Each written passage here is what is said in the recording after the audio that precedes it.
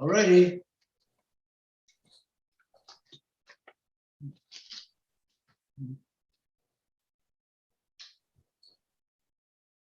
Good evening, everyone. My name is Donald. I am with the Tattered Cover Bookstore in Denver. We are Colorado's largest independent bookstore. I want to thank you for supporting indie bookstores and for joining us this evening here in Denver. 2021 is our 50th anniversary year. We would not have made it this far without readers like you, and indeed without writers, such as our two guests tonight. Before I go further, may I remind you that closed captioning is available on this video. There is a black bar across the bottom of the screen with a button marked CC. Click that button and closed captioning is available should you so desire. Remember to check out tatteredcover.com/event for more in-person and virtual online events. Coming soon on September 15th, we have Josh Ritter discussing the glorious goddamn of it all. Register for that and other such events at tatteredcover.com. So tonight I have the great pleasure of introducing James Lee Burke. James is the author of Another Kind of Eden. He will be in conversation with Michael Koryta. James Lee Burke, as I'm sure you know, is a New York Times best-selling author, a two-time winner of the Edgar Award, and a recipient of the Guggenheim Fellowship for Creative Arts in fiction. He has published, I believe, 39 novels and 2 short story collections. He lives in Missoula, Montana. Michael Koryta is the New York Times best-selling author of 14 novels. He has been translated into more than 20 languages. He has won or been nominated for numerous awards. I've jotted down a list: the LA Times Book Prize, the Edgar Award, the Seamus Award, the Barry Award, the Quill Award, the International Thriller Writers Award, and the Golden Dagger. His work appears regularly among the best Book of the Year selections. Please welcome James Lee Burke and Michael Koryta. Thank you very much. It's my privilege to be here, and 50 years at the store is incredible. So really an honor to be here with this store in particular, and to have the chance to talk to James Lee Burke is an honor that I think any writer probably envies me at the moment. So my goal for the evening is going to be to keep my own mouth shut as much as possible and let you hear from Jim. Jim, we've talked before about your work, and I don't want to dive right into Robichaux. I want to dive into this book. And the question I had right out of the gate reading this, which it's a spectacular novel, just tremendous prose, character, but also sense of time and place. And I'm curious if you don't mind telling us a little bit about the time. The novel takes place in 1962. What about that era is special to you as a writer? Well, yes, as you say, it's takes place in 1962 in Colorado. And in fact, the first scene actually is in Denver when our protagonist climbs off a freight car right in the north side of the train tracks there. But I used that year, 1962, because to my mind, it's the portal into the changing America that has evolved in our own lifetimes and mine, and that has changed America for good or bad irreparably. And so it's a good or bad, and it's unrepairable. We lost a lot. I have to say it. But anyway, it's a very unusual book in that there's several themes in it. It has to do with the changing country, and it's actually about today, the beginnings of the drug culture of the 1960s, the old class war, certainly our status as a neo-colonial power. We're right in the throes of it now. And all of these things have occurred since that fall of 1962, October, when the Cuban Missile Crisis came within about 2 hours of simply exterminating the majority of people on this planet. It was that close. It's not my perception. These are the words of John Kennedy 3 weeks after he told the Navy and the Marines to stand down. These were his words. Victory would have been ashes in our mouths. Then he went on to say that within a month's time, 185 million Americans would have died. That was just for openers. And he rolled the dice anyway. We don't talk about it anymore, but the same issues are still out there. Mr. Putin is alive and well. So was there a particular moment when you say this book is about our current moment, in addition to being set in the past, was there a particular moment in the last couple of years when you came to arrive at, I need to tell this story, I need to write about the Cuban Missile Crisis era? Yes, I guess it's because of my own age. The character who narrates the story, Aaron Holland Broussard, is a wonderful narrator, and we first meet him in my novel, The Jealous Kind, which takes place in 1952. And Aaron, 10 years later, looks upon the country and the life he's lived as one that has been in dramatic change without our being aware of it.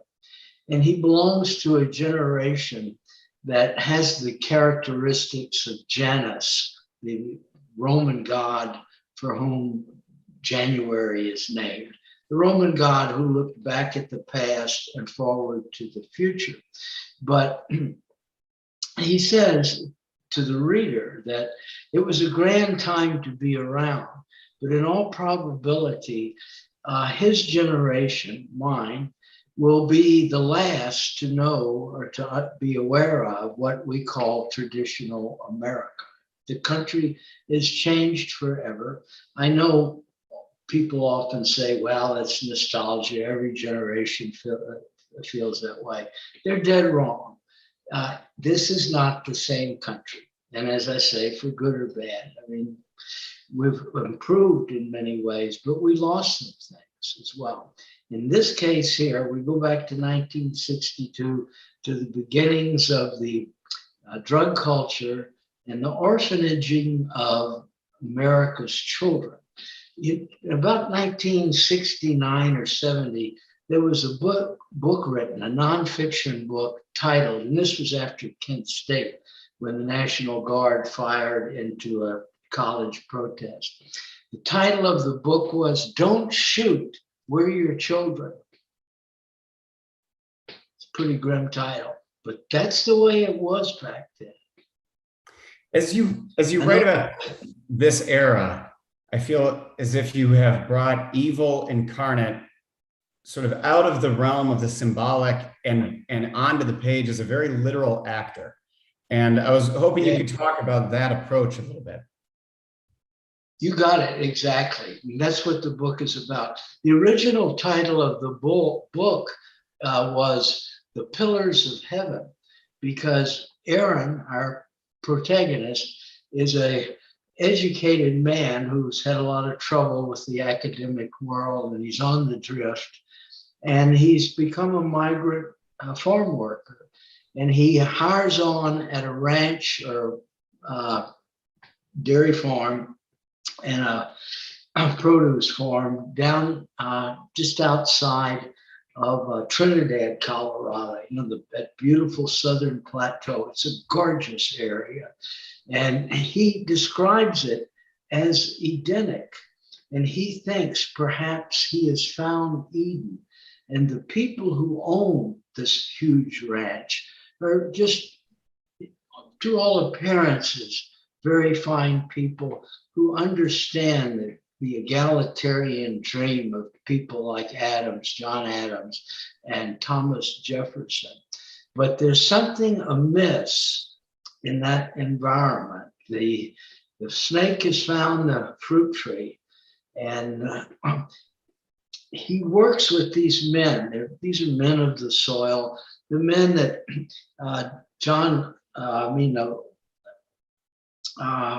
Woody Guthrie was so fond of. And, in his song, Woody's song, Pastures of Plenty, there's that line, we come with the dust and we go with the wind. It's a great line. And these are the men that Aaron takes to his breast almost, that they have this brotherhood among themselves. And one of them's name is Cotton Williams. And I based that character on a man I worked with in 1962 in Colorado.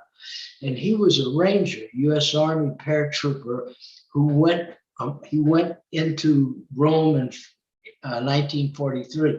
When the Allies, the Brits and the Americans got to Rome, the Germans retreated and they pulled out into the Po Valley, except for one group, the Waffen SS. This is what my friend told me. He told me this story in 1962.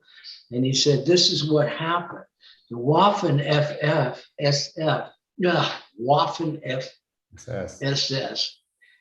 were pure evil. They were the ones who ran the extermination camps. They were the apotheosis of evil. They did not retreat. They went down into the catacombs. And my friend said, the former Ranger, he said these GIs had to go down after them. And he told me, and I confirmed this later, that I went down into the catacombs myself. But he told me, my friend at the time, and Cotton Williams tells this story to our friend Aaron.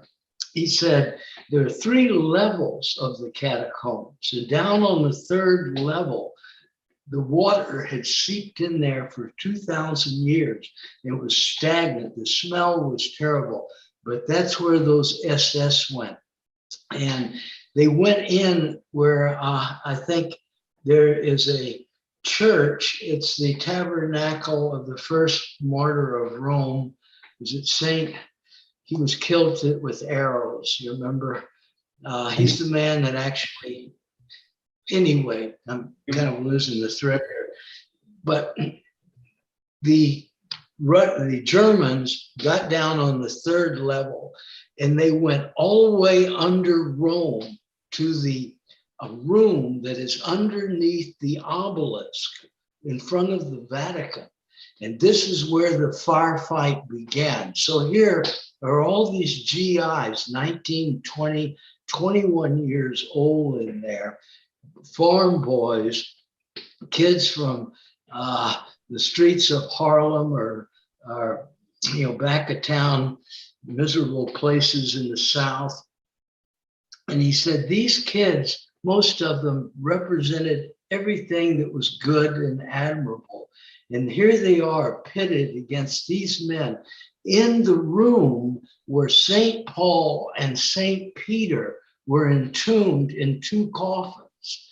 And Cotton Williams and my friend said, had a Cotton and my friend, the real guy, I'm going to end up schizophrenic here. I can't.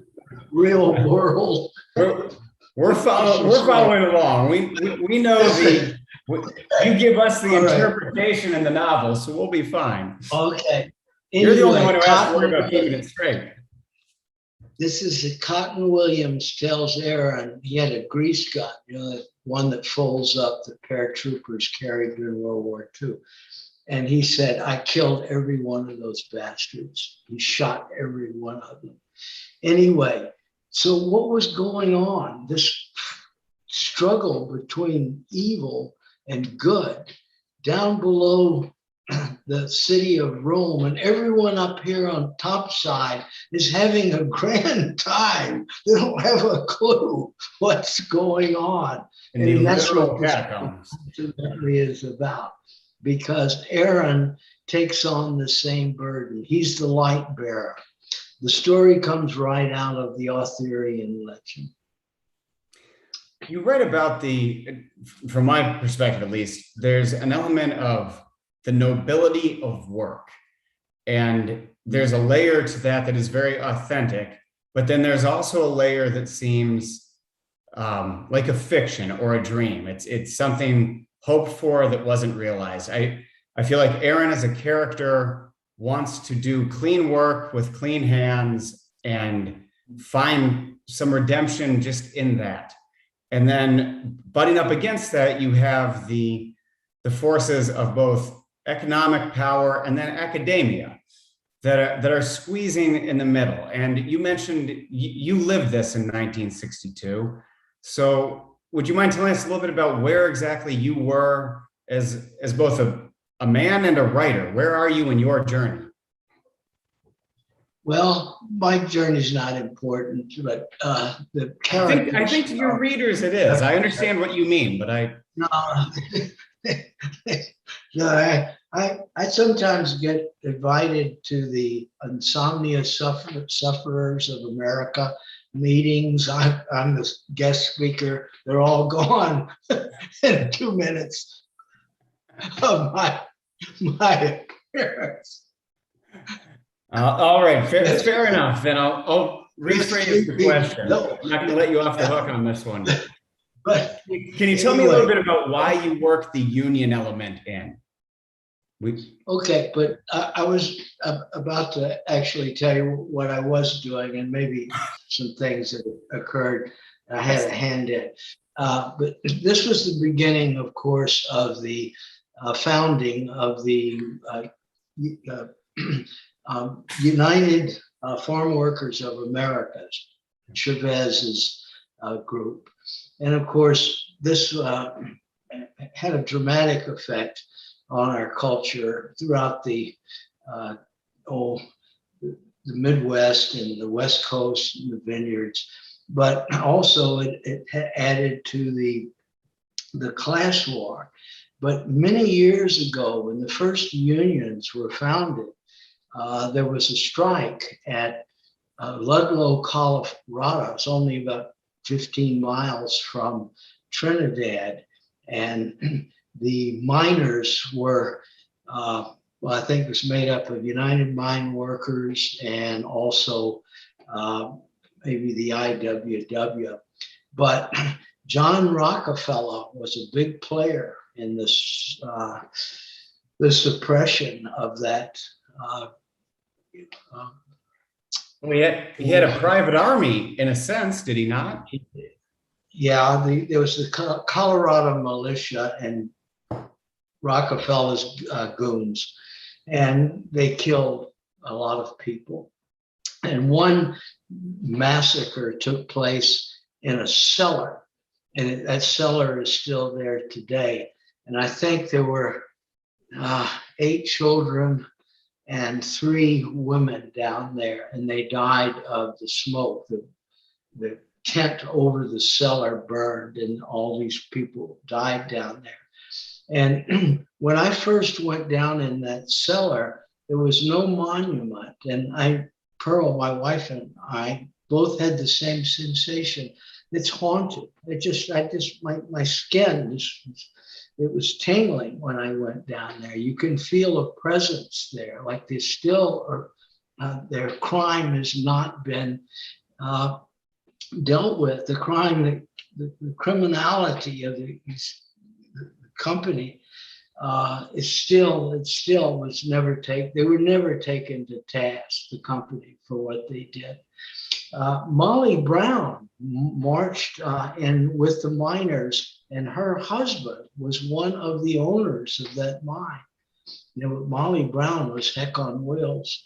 But anyway, the story deals with many things. It's not a sociological book. The characters are the characters, but one way or another, they have their hand in history. In other words, history is often made by anonymous people. And one of them is the 19-year-old Texas girl who's a waitress in a Mexican restaurant there in Trinidad, and Aaron falls in love with her. She's an artist. She's a 19, wonderful character. a great character, and she is obsessed with the Ludlow massacre and paints again and again the ordeal that the miners went through. And one painting in particular shows the children in the flames, and it's her way to give them voice. And her tutor is a professor, a rather nice looking guy, but he is just an absolutely horrible person.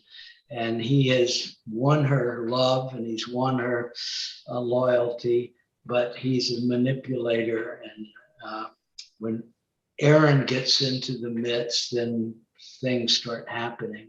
We also meet a bus full of kids who are roaming the Western United States. And this is when, of course, heavy, mean street things happen to a lot of young people. And, you know, the characters that we meet on the bus, I think, reflect the kind of young people who were lost in the 60s, because many of them were extremely innocent. I knew them. I taught back then. And more than that, we lived in a commune once, 72. But they're all innocent and they're dealing with these things that, I mean, adults can't handle.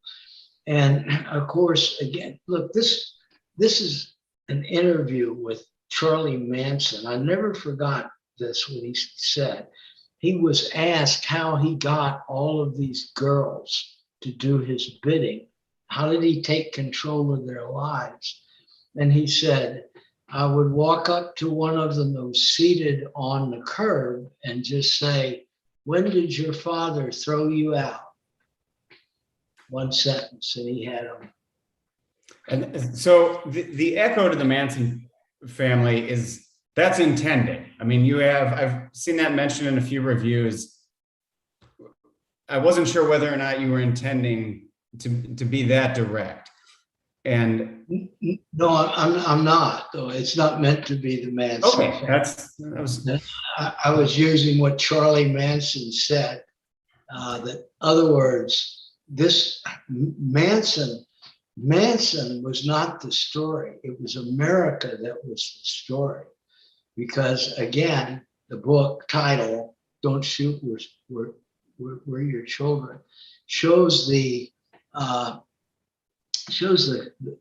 chasm between traditional America and the youth of the 1960s. And this, of course, began a new revolution, certainly the civil rights movement and women's rights. And an enormous amount of progress has been made. I mean, it wasn't all good. I mean, but the huge amount of humanity went into the 1960s. And it was certainly not like, the campuses were not like the campuses when I was going to college. I mean, just fraternities and sororities, and gee whiz, I mean, holy moly, compared to what the kids were doing in the 60s. And I mean in the best way. And some of them paid with their lives. It wasn't just Kent State. There were shootings in other places as well. You talked about the idea of trying to release, you have a character who's trying to release unsettled ghosts through painting, through art. And I've had the privilege of reading the next book in Aaron's saga, where we address another massacre, right? We move from Ludlow to Baker. And those scenes are rendered so beautifully that I'm curious, is it a painful process to write about these elements of American history for you? You seem to see them with such a vivid and visceral eye that sometimes I wonder, do you pay a price? Well, I think all artists do. If you're, this is the way it has always been for me. What I might write about could be something I never saw, but I saw or felt something like it in another situation. And that's what empathy does. And artists cannot be an artist without empathy. You ever look at Hitler's paintings? They're all they're mathematical. The lines are severe. The light glares, and there are no people in them. There's no humanity. That was Adolf Hitler. He was incapable of it. The character, the DeVos character, brings in a certain allure of enlightenment that is in contrast with the workers of the moment, with Aaron. And to me, Aaron reads in the early pages as a little bit conflicted over his own suspicions of this man. Is that something, I mean, you talked about, you were a teacher in the 60s and the 70s, and you were seeing the world change very rapidly. What is it like to teach during that moment? Well, I never really thought about it. I put it this way. I believe that what occurred on the campuses was a very peculiar kind of phenomenon, namely that we really didn't like dealing with our own problems, the adult world. And so we found battlegrounds in other places. And one of those was the campus. And for example, at Kent State, where it was a demonstration over the ROTC, I guess. I don't even know what the issue was. I doubt if anyone remembers it. There was tear gas and yelling, and then somebody gave live ammunition to these National Guardsmen. Many ways, they're victims themselves. And someone started shooting, and 4, I think, kids were killed and several were wounded. And so why did that happen? Well, it's because we didn't try to resolve the situation or the problem among ourselves in our neighborhoods. Think of it in another way, that during integration, we didn't integrate our neighborhoods. We bused the children. We let them do the grunt work. Same thing, it's just an enormous hypocrisy. Our neighborhoods not integrated. I was living in Fort Lauderdale. I lived in a working class neighborhood. Our kids got bused into the ghetto. Plantation, Florida, which was 2 blocks from our house, which is a very expensive area. Not one kid was bused out of that neighborhood. But it was the working class people that paid the price, and because it wasn't, well, we don't want to get into all of that, but that's what occurred. It's just simply hypocritical. That's what we did to our own children. At some point, did you teach a program at Angola prison or? No, I taught in 4 universities and 1 community college. I did some work recording of the inmates in Angola. I thought there had been some overlap there. I was curious when you were there and what sort of impact that made on your writing. 1961 was. Yeah, it was a bad place. Oh, it was a bad place. Ooh. Do bad you place. feel like the imprint of that, does that show up in your work or? Yeah, I've written about it quite a bit. It depends on degree again. It's pretty grim stuff. It's depressing. And let's put it this way. Angola was first a plantation with many, many hundreds of slaves on it. I think it was run by a fellow named Samuel James or Jameson, and he was an awful guy himself. He was a Confederate colonel or general during the war, and his outfit pulled out on the flank of my great uncle's outfit and left them open to the Union cannon fire. They were enfiladed. That was the kind of guy Samuel Jameson was. My great uncle, William Burke, said that he fought every day for 3.5 years. He was an abolitionist, actually, but he was a first lieutenant in the Confederate Army. But that's how the war was. But the point I'm making is Jameson was a horrible human being. After the war, he turned the plantation into a prison camp, a rental prison. And he would rent out the convicts. Literally, thousands died. That's the same penitentiary that's there today, right along the banks of the Mississippi River. All right. Arrived at Angola. I was standing on the levee with two guards. And one of them said to me, he said, "Mr. Burke, you know, you're standing on 100 dead men. They're buried all up and down this levee." Wow. And I was also a caseworker out in California. And I happened to pick up the case of a man, a black man from Louisiana, who had been in that same prison at the same time. And he told me about the black men who were buried in that levee. And this is the story. And it's not a story. This is what they did. And they didn't hide it. They thought it was funny.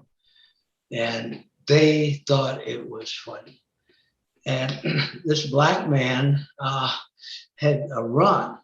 He tried to escape, and he got a mule and whipped the mule into the Mississippi and held onto the mule's tail, and the mule swam him almost a mile across the river on the other side. But he got shot in the back with buckshot, and he, anyway, long story, he ended up back in chains and back on Angola Farm.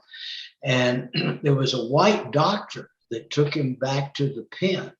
And the white doctor went to the warden and he said, "I live not far from here and I know how you treat these men in here. I'm going to visit this black man every Saturday.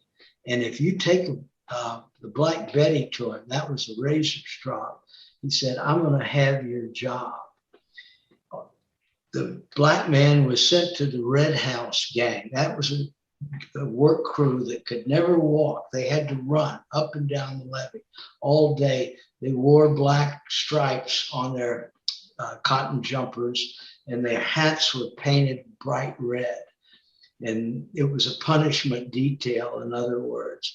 But this fella, this black man whose case I had when I was a caseworker, said the hack, the gun bull, took him aside and he said, the man's name was Willie. He said, "Willie, we can't kill you. No," he said, "we can't whoop you with the Black Betty, but we're going to kill you." And he said, Willie said, they shot and killed 4 black men on his first week on the levee. And then Willie got a hold of an axe and he tied off his hand and held it on a wood stump, on a tree stump, and got another black man to cut off 4 of his fingers. And I was his caseworker. I didn't doubt a word of it. When I was there talking to various people, white and black, I saw a black man taken out. He ran from the cafeteria, the mess hall, and two guards were hooking him up. They were putting cuffs on him, and they were fixing to lead him away somewhere. And I asked the hack, uh, what's going on? And he said, well, that feller, he didn't call him feller, he used a racial word. He said, he stole a sandwich in the mess hall and then he ran when somebody hollered at him. I said, what are they going to do to him? He said, they're going to sweat him with a garden hose, meaning they're going to beat him with it. And he probably saw the look in my face. And then he told me a story. He said, well, he thought it was, this is what this, he was a hack. He was a gun bull. Not everybody carries a gun in the penitentiary. Anyway, he said, well, Mr. Burke, just the other day, I was in the mess hall and I took a tray and was going down the serving counter, and this, he called him the N-word. He was slopping the peas all over the place. And I said, boy, you better ladle them peas right. And he said that N-word. Said, boss, if you want to ladle them right, why don't you come back here and do it yourself? And the gun bull then told me, I took him down to the hole and I made a Christian out of it. That's how he talked about, showed us the electric chair, where the electric chair was, and he said that's where they knocked the fire out of their ass. Well, you can go on and on with it. They put men, there's one hack that put convicts on anthills. This is 1961. Well, there's only one term for this. This is depraved. It goes way beyond any kind of just violation of the law. This is the work of psychopaths.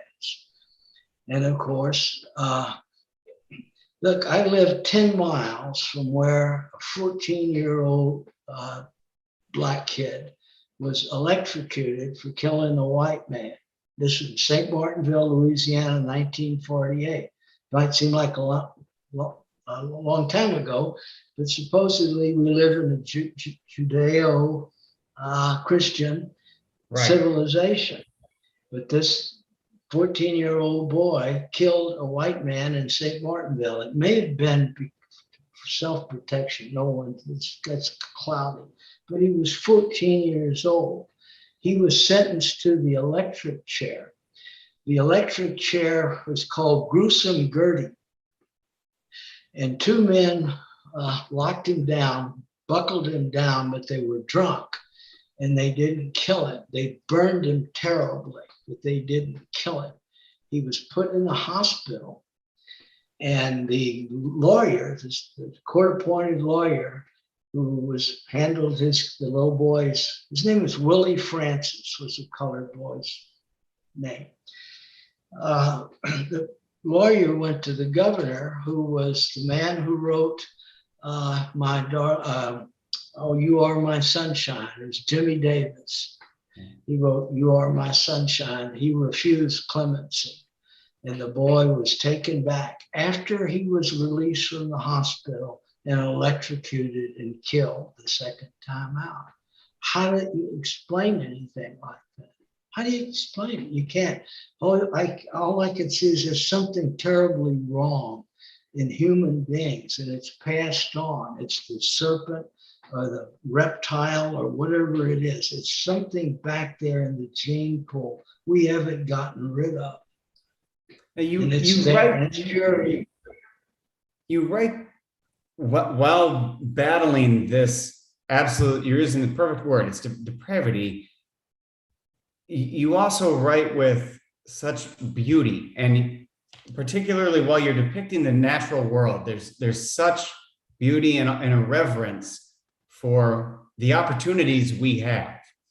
And I'm curious how you balance those journeys as a writer to tell the unflinching truth about human nature, the worst of it, the psychopaths, the sociopaths, and imbue it with a beauty and a hopefulness. Well, it's the nature of the world. That's it. You can live in the one that you want. But the great damage is done when people collectively benight themselves. That's when the real harm gets done. And it's done under the banner of God or the flag of our country. That's when the real damage is done. That's the big score.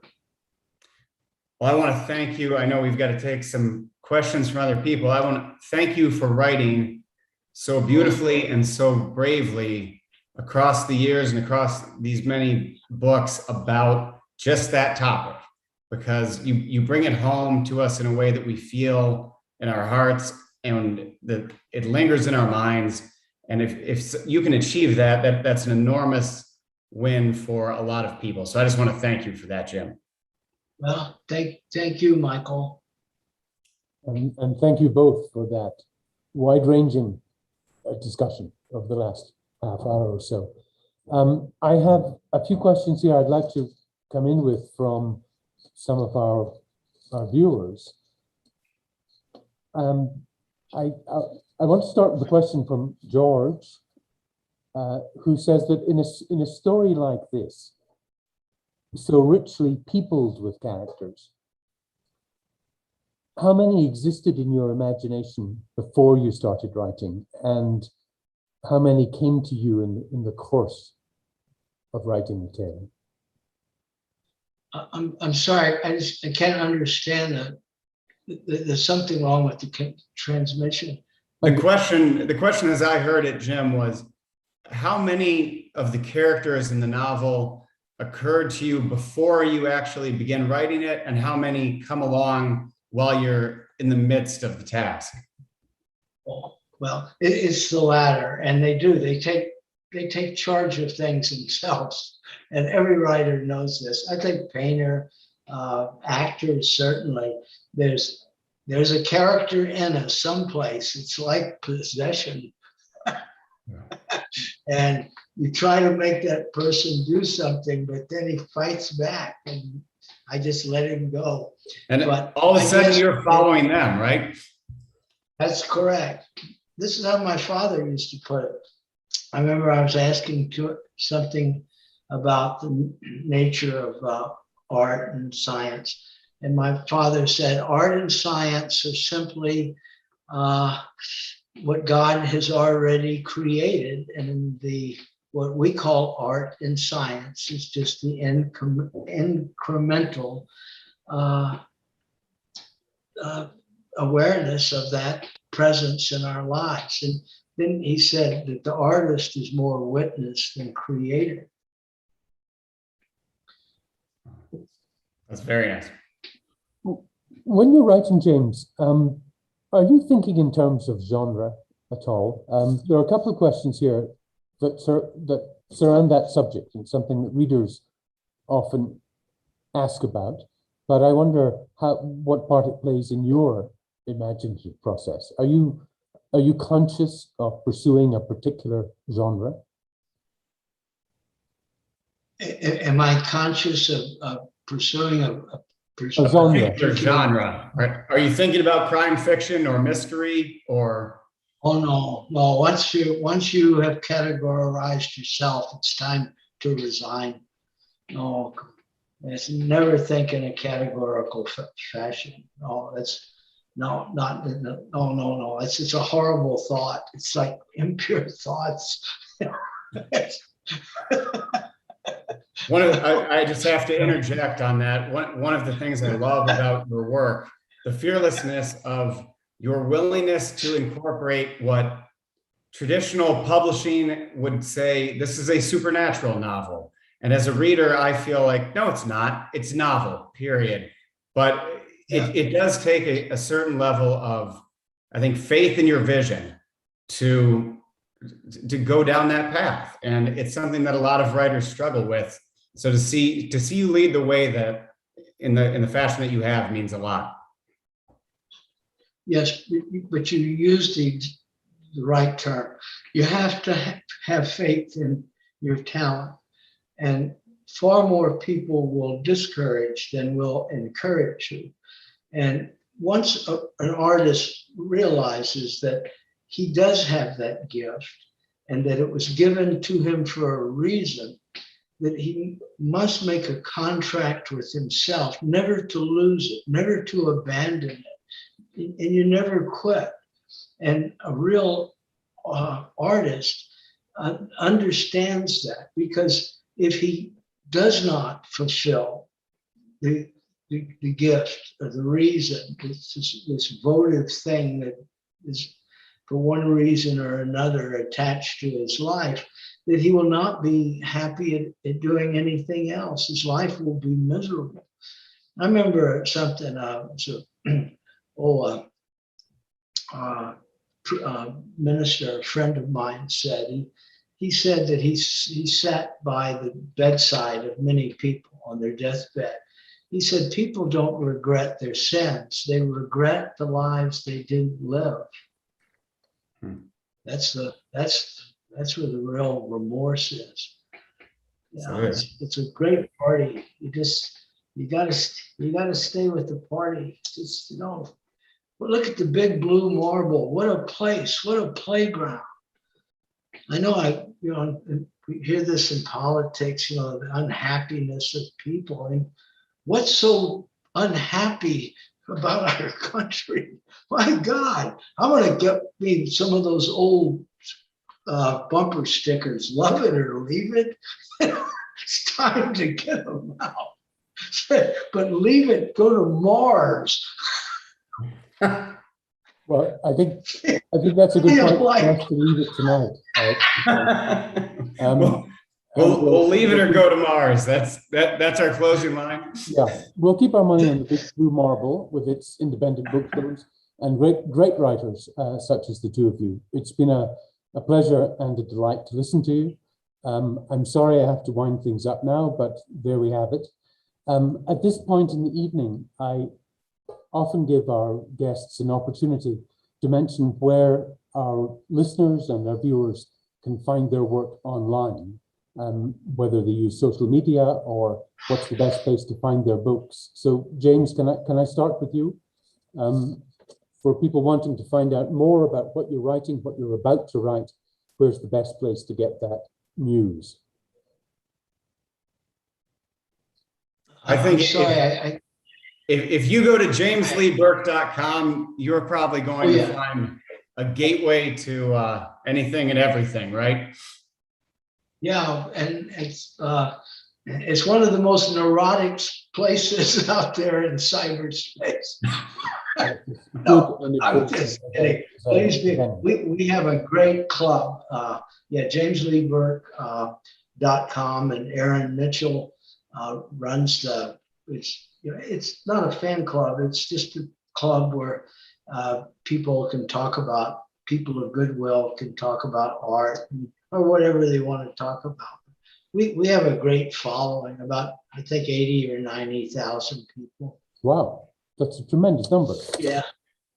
Thank you. And Michael, how about you? If you can spell the last name Koryta, Koryta, you ought to be able to find me somewhere. It's an unusual enough name. I'm hard to hide.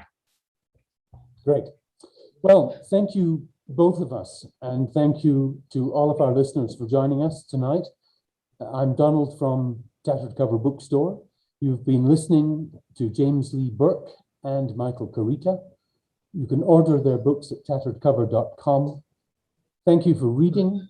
Thank you for supporting independent bookstores. And thank you all for coming to our continuing virtual author event series. Thank you and good night. Well, thank you. Thank you.